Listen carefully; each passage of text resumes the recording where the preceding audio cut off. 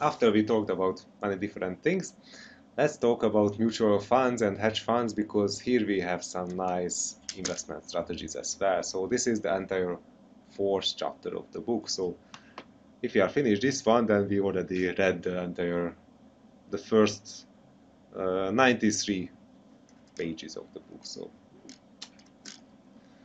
I worked a lot on these slides and processing the book. So if you are cutting up the entire topic, then practically we have two kind of investment funds, and one is the old-fashioned mutual funds, which is mostly for retail clients, and the other is the much more professionalized and which is focusing much more on the wealthy clients, the hedge funds. And obviously this one is regulated, this one is absolutely not. Okay, so why is relevant this topic for us? Obviously because in the case of mutual funds, we have to define the different exit strategies from investor point of view. How can we define profit, and also what kind of portfolio do they have, active and passive portfolio management.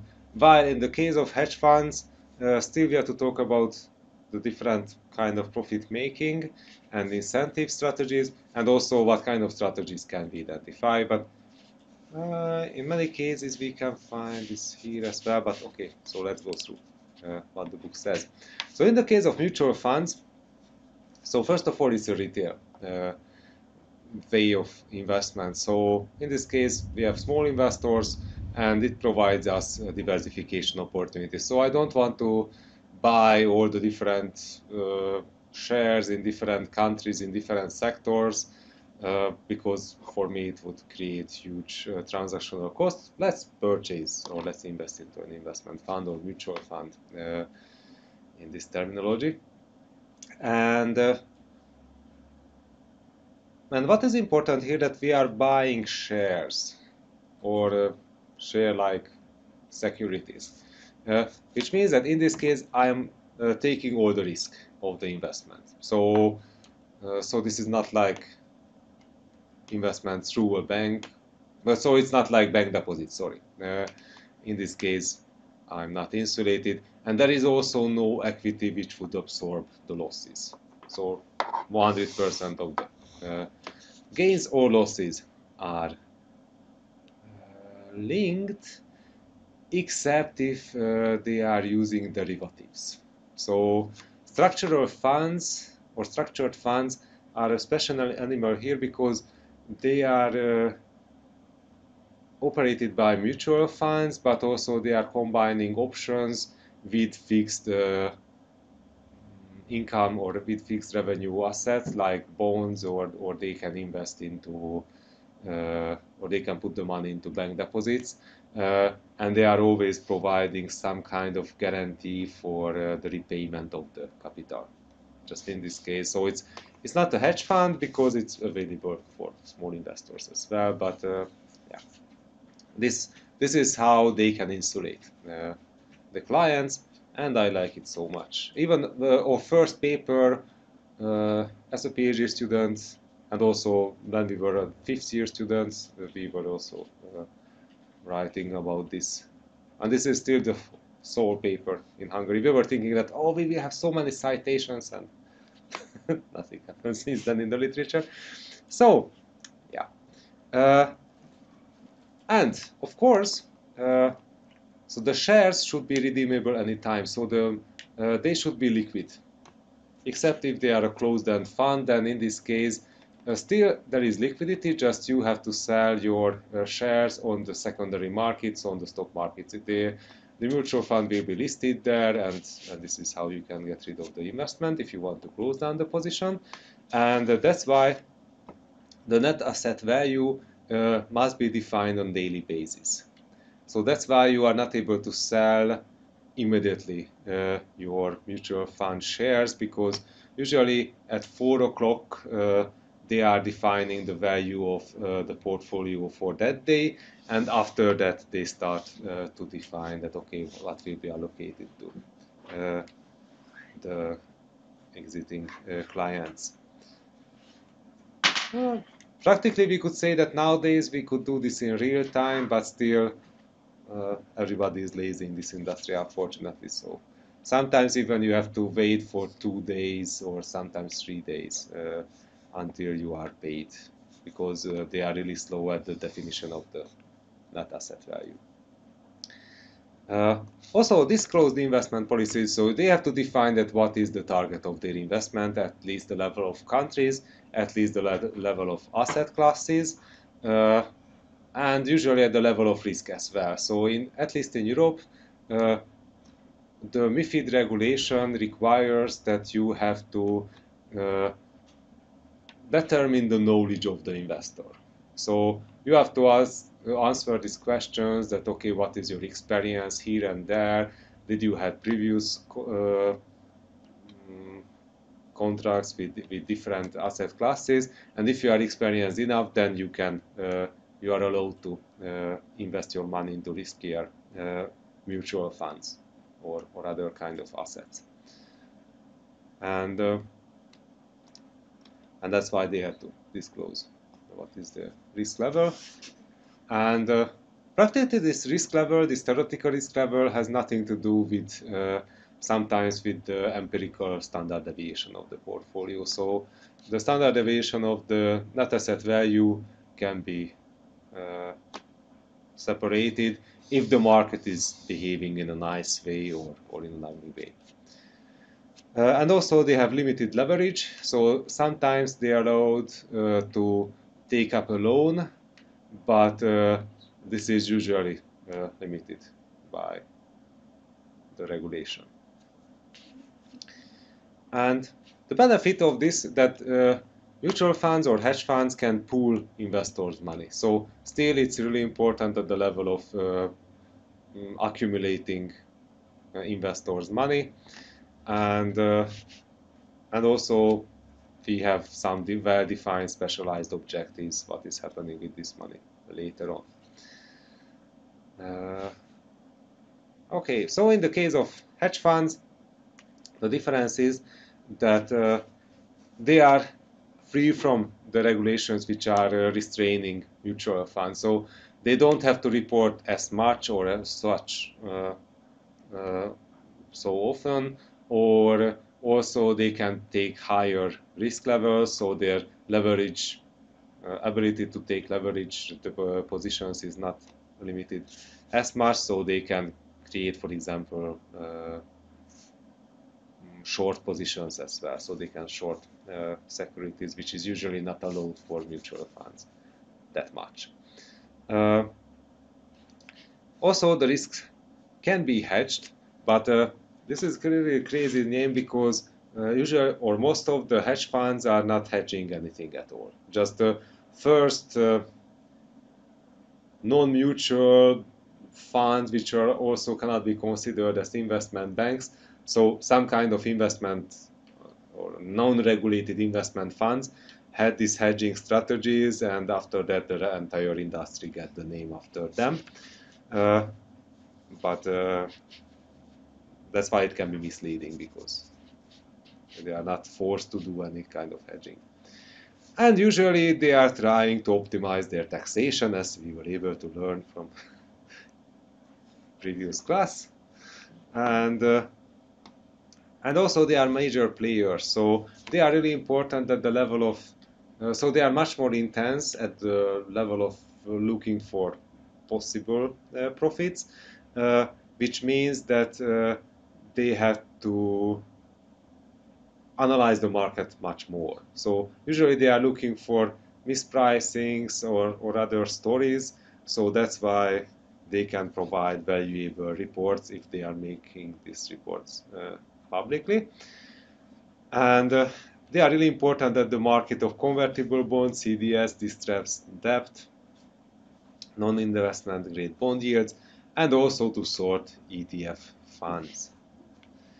Okay, and if we are just focusing on the mutual funds, then we can say that, okay, there are two kind of exit strategies. The traditional one, and originally mutual funds were created only with closed-end exits, and practically who invented this kind of investment way, and also who was responsible for the popularity and who earned a lot of money based on this kind of investment, was John Maynard Keynes. So Keynes in the past was nowadays is always famous as a macroeconomics, in the level of macroeconomics, but practically at his own time he was famous about his investments, and mostly he was able to fill the lecture halls when he was talking about investments and not about macro finance. So closed-end, obviously, it allows the mutual fund to take higher risk, because in this case you have to sit there for 5 years, for 3 years, for 10 years. It depends on the strategy. And also you don't have to keep so much liquidity, because in this case you don't have to pay out or not have to buy out investors who would like to leave. They can sell their shares on the secondary market. Sometimes market maker is provided on the secondary market to stabilize the closed-end share price, but that's all what they are doing there.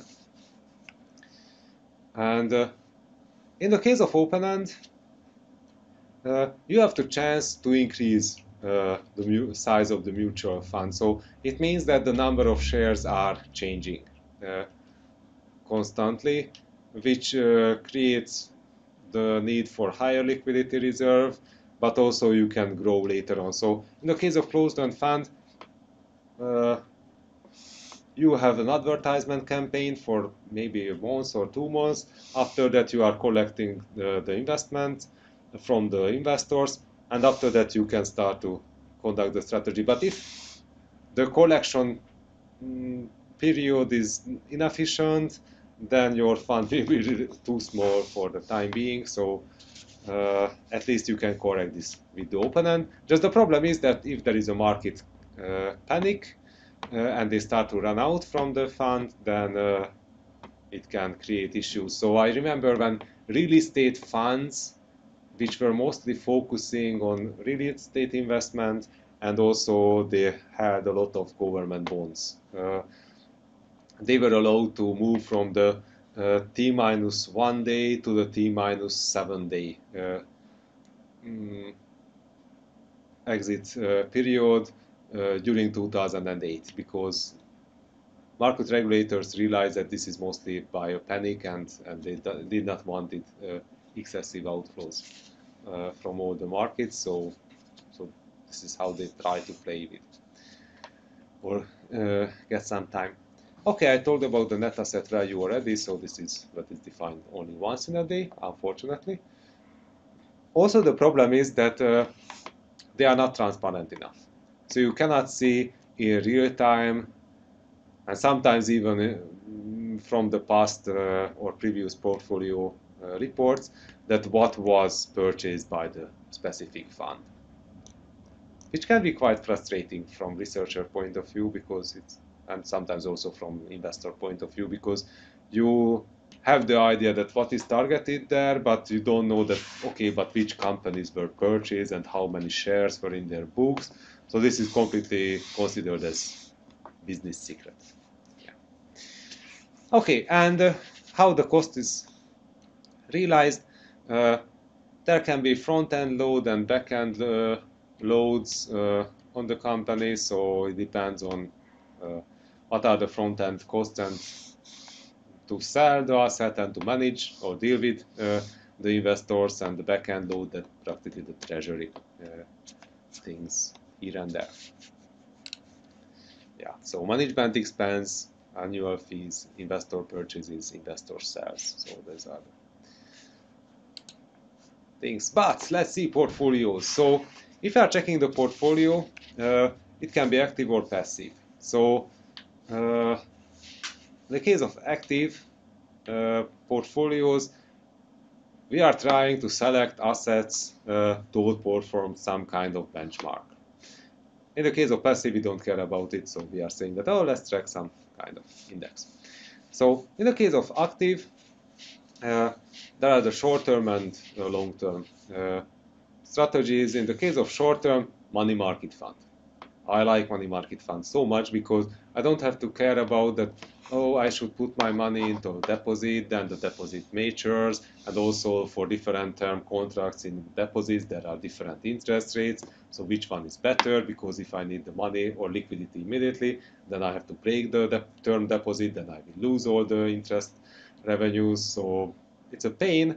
And in the case of money market fund, they are doing the same thing just on the wholesale market, because they are accumulating these short-term investments, which would otherwise go to deposits, and after that they are putting it on the wholesale market to deposit-like assets, or also they can purchase short-term government bond, which I'm also too lazy to do so. So usually, mostly, I'm using money market funds instead of short-term government bonds or deposits, because it's better. But the problem is that to run a money market fund, you need positive interest rates. So unfortunately, during the last decade, there were no money market funds, operational money market funds, in euro or in US dollars. Nowadays, we can see that in US dollars, they started to reappear, and now they are quite popular outside the US. But still in euros, it's not working, because if you are not able to earn anything, then it's quite useless to keep. So in this case, we can see that sometimes there is excessive liquidity, because still this liquidity is looking for some places to invest.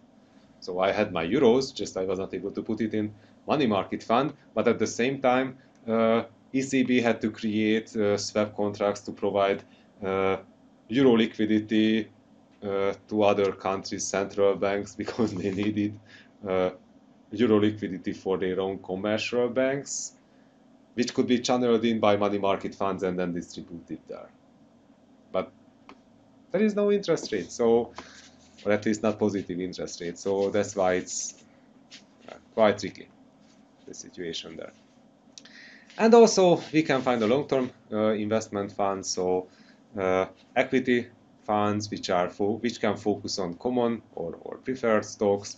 Also we can find bond focusing funds which can have this focus for long-term, or sometimes combination of long-term and short-term bonds, or sometimes people can create hybrid funds by combining equity and bond instruments.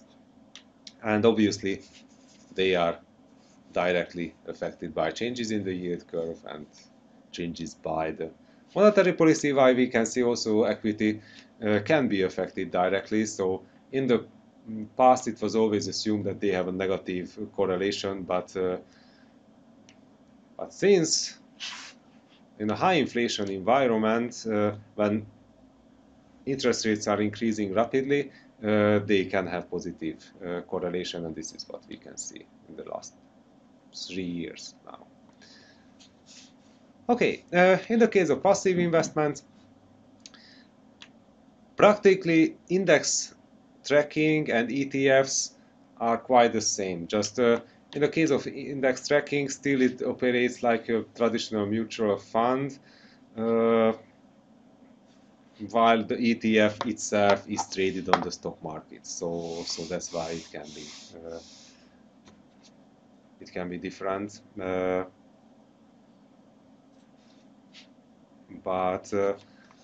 So how can we do this tracking? The easiest way is when you are purchasing the entire portfolio. But usually it would be quite expensive, especially in the case of a Standards and Poor's 500 index, which contains a lot of shares. So usually they are using quadratic optimization, which means that you are fitting a regression on the benchmark, and also to see that which shares are significant, has a significant contribution, and after that you are able to narrow it down at least at the level of sectors or sometimes even companies to see that, okay, which one should I keep? But still you have to reevaluate it sometimes, because obviously the significance or relevance of the companies can be changing inside the index. So, but otherwise indices are usually reweighted by the stock market or by the agency which creates them or defines them in every quarter of years. So if you are defining the rules well, then you have to reevaluate your ETF or index tracking fund only in every quarter of years. So it still can create a nice revenue for the fund managers, because it's passive, so you don't need active operations. And that's why also structured funds were really efficient, because they were, and now they are coming back, so now they are closed-end funds as well, because in this case you need a bank deposit which will pay you some interests, and this interest at the end of the 5-year, 4-year lifespan will regenerate the capital. So you can define that what kind of interest earnings you will get during the lifespan, and at the beginning you are using this, or at least you are taking the portfolios, so this part of the portfolio of the estimated interest revenue, and you are start to purchase options from it. And after that, if you are taking it doesn't matter it's a long position or short position, but once it expired, you can decide that you want to execute it or not, and after that you can have the profit inside the fund. And it's also a nice way, because sometimes mutual funds are creating these structured funds and these option positions against their own ETFs. So practically you are earning revenue by selling the ETFs, commission, and also you are earning money because you are writing out options, you are collecting the option fee, and after that you can sell your own ETF assets. So nice. And also, since it's a closed-end fund, once you are able to start up the fund, and so you are realizing all the fixed costs to start the fund, after that you don't have to do anything, because it's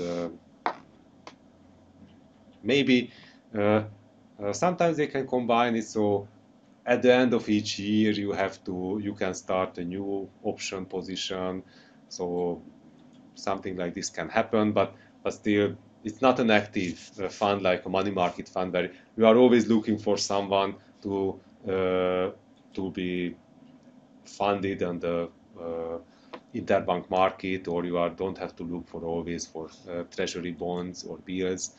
So it's not so stressful, and that's why you can cut costs, a lot of costs, because you don't need so many people in this case. Okay, hedge funds.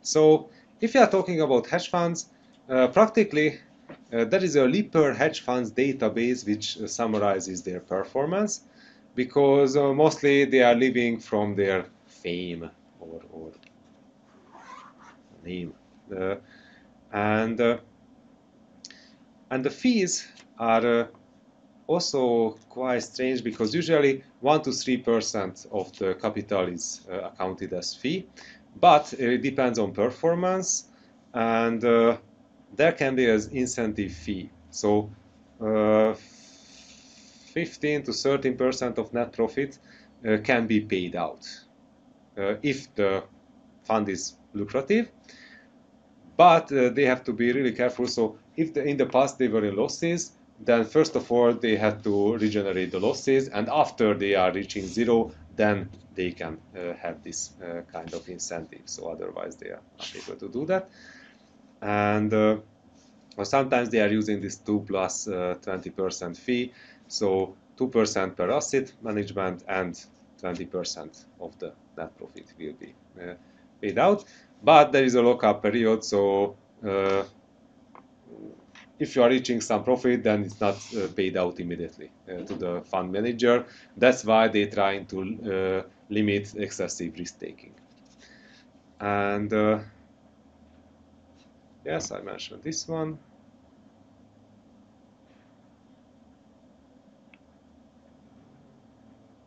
Yeah, okay, it doesn't matter. Okay, so manager incentives. Okay, yeah, this is the 2 plus 20% just in a numerical way. And let's go to the business strategies. So the first thing can be, so you can see this dandelion, yes, the flower shape here, because there are many things. So let's start here with short and long equity. So it can be stock picking. So let's identify the undervalued and overvalued stocks. So you are calculating, estimating the fundamental value for many different companies in your specific sector, what you are able to understand, and after that you can see that, okay, which one is biased by the market, so significantly under or above this value, and after that you are longing the undervalued and shorting the overvalued, and practically after that it can be different. So there can be bullish or bearish strategies here, or it can be equity neutral, so you are balancing out the long and short positions, or it can be dollar neutral, so you are still trying to balance out everything, but not at the level of position, but US dollars, or beta neutral, and sector and factor neutrality. So this is the basic, and after that there can be a dedicated short. So this is where you are trying to dig down and look for companies. So right now in India there is a scandal because a big guy's fund was accused of fraudulent activities at the level of accounting. So he was able to halve his value, or at least his shares were halving their values. So in this case, you have to have really good analysts and really good lawyers, because obviously you would like to publish your findings to to motivate the market prices to go in the desired downward direction, but also at the same time you have to be really careful, because obviously there will be some issues in front of the court. So obviously you are looking for companies with weak financials, frequent auditor changes, especially my favorite is when companies, obviously they don't have existing product, like it happened with Magnegas. And also you were able to find that they are changing the auditor in every year, and also these auditors were linked in the past with companies which went to default or had other scandals. But somehow the auditing companies still have their license. So it was never withdrawn, but they are shady. So it's also easy to find, or delay filings to the SEC. Also, in the industry, there is an overcapacity. So it's really funny that before COVID, shipping, I mean the shipping industry, but with ships. So, what is the name? Maritime shipping, sorry. Maritime shipping had huge overcapacities, and during most or the first part of the 2010s, that was the case, and nowadays there is an undercapacity. So if you are checking maritime shipping share prices, then they are increasing rapidly. And obviously, companies will do everything to sue and to silence short sellers, because they are bad for business. But if they are doing fraudulent issues, then it's good to have such companies here, or hedge funds here. Okay, distressed securities. In this case, you have to be also really careful, because you have to understand that how companies are liquidated, and also what kind of assets do they have, and is there a chance to consolidate the company. So they are looking for companies with BB or lower ratings because they are considered as non-investment grade or junk bonds. And obviously, if they have such bonds, then there will be huge discount in their value. So if the company is not going to default, then still you can earn a lot of money because bond price and the pair value will be far from each other. And in the case of default, still if you are able to see that they have meaningful assets, then it can be useful. So reorganization, asset liquidation. So you have to understand that how does it work, and also recovery rates can be important. And sometimes they are just active passively. So they are just buying distressed debt, and they are hoping that something will happen. And also fair value, so they have to understand the fair value behind the bond. So all the assets after liquidation, what will be the value, and then it will determine the fair value of the bond. Or sometimes they can be completely involved in the reorganization, so they are behaving much more like a venture capital fund. So it can be mixed behavior.